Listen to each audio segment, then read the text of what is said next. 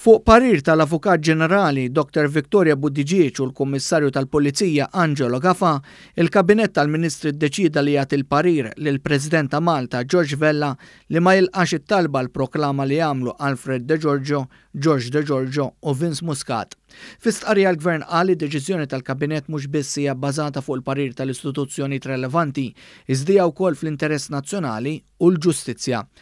Intqal kif qabel il-laqgħa tal-Kabinett, il-Ministru Carmelo Abela ddikjara li fid-dawl tal-allegazzjonijiet bla bażi mresqa dwaru mid-Deputat Nazzjonalista Jason Azzopardi u l-kawża tal-libell li fetaħ kontra tiegħu iddeċida li jirrikuża ruħu.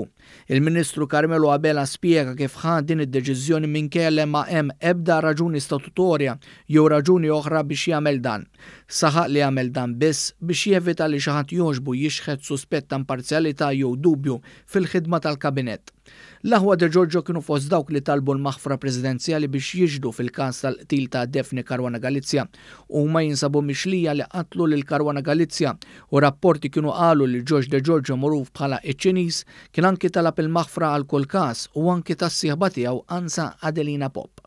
Pop tinsab mixlija bħasil ta' flus u rapporti fil-medja wkoll qalu li din kitbet lil President ta' Malta biex tiċċara li qatt ma talbet għal maħfra presidenzjali fuq każ kriminali li tinsab akkużata bih. Permezz tal-avukat tagħha Roberto Montalto, is-sieħba taċ-Ċiniż qalet li qatt ma talbet għal maħfra presidenzjali u m'għandha l-ebda ħsieb li titlob għal maħfra mill-President tar-Repubblika. L-avukat tas-sieħba ta' George De Giorgio ġie rapportat jgħid li l-klijenta tiegħu hija konvinta mill-innoċenza tagħha fil-każ ta' allegat ħasil ta' flus u se tkun qed tipprova fil-qorti li hi mhux ħatja.